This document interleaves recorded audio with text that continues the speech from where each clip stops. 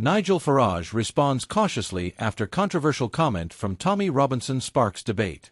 In a political landscape often marked by fiery exchanges and strong personalities, a recent comment made by activist Tommy Robinson, real name Stephen Yaxley-Lennon, has stirred renewed debate across the UK's online and political spaces.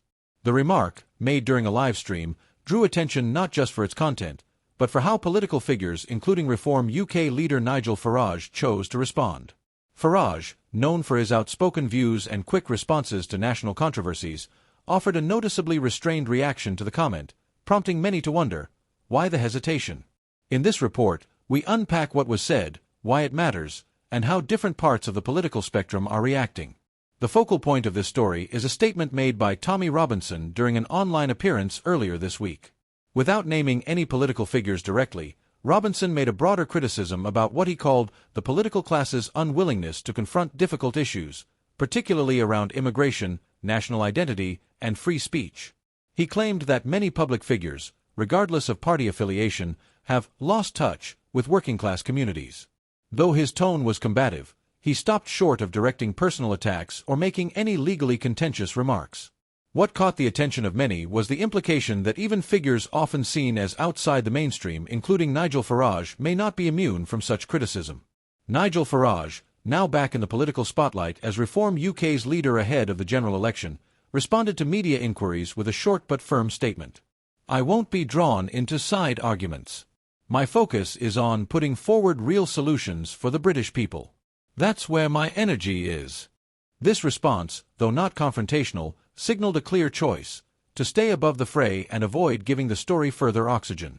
It's a familiar tactic among seasoned political players. Choosing not to respond directly can be a way of signaling disinterest without endorsing or condemning the comments. Farage has long positioned himself as a challenger to the political status quo.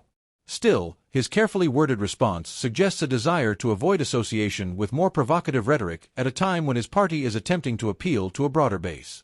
Reactions online were swift and divided. Supporters of Robinson praised his willingness to say what others won't, while critics labeled the statement as unhelpfully divisive. Meanwhile, Farage's subdued reply sparked debate within Reform UK circles and among political commentators. Some speculated that Farage's strategy reflects the tension between staying true to his populist roots and maintaining the legitimacy needed to compete in a general election. Reform UK has been attempting to distance itself from fringe associations and present itself as a credible alternative to both Labour and the Conservatives. Others saw it as a missed opportunity for a more forceful defence of his own record. However, analysts noted that in a hyperpolarised media environment, restraint can sometimes be more powerful than rebuttal. The exchange, or rather, the lack of one, reveals the delicate balancing act many public figures now face. On the one hand, there's a growing segment of the population that feels mainstream politics fails to represent their concerns.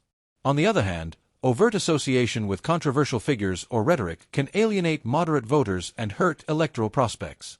Farage's reaction may reflect a broader strategy: stay focused on tangible issues like immigration policy, economic reform, and national sovereignty, while carefully managing public perception.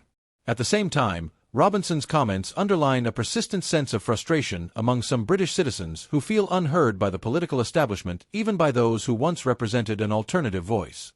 This tension is emblematic of broader debates happening not just in Britain, but across many Western democracies. How should political leaders engage with populist voices? And where is the line between free speech and political responsibility? While this incident may fade quickly from headlines, it leaves behind important questions. As the UK prepares for its next general election, how political leaders navigate public commentary and polarizing discourse will play a key role in shaping the country's direction. Farage's response, or his silence, depending on your perspective, could be seen as a calculated effort to remain focused on the issues rather than the personalities. For Robinson and his supporters, the goal appears to be to keep public pressure on politicians from all sides. Whether this strategy of provocation and restraint will influence voters remains to be seen. But one thing is clear: the political stage in Britain is more crowded and more unpredictable than ever. This story is more than a headline, it's a snapshot of a political culture in flux. As voices outside traditional power structures continue to speak out, established figures must decide how, or whether, to respond. What's your take on how Nigel Farage handled the situation? Should political leaders engage more directly with criticism, Or is it wiser to stay focused on policy? Let us know in the comments. And if you found this analysis helpful, don't forget to like, subscribe, and click the bell icon so you never miss thoughtful, balanced coverage of stories that shape today's political landscape.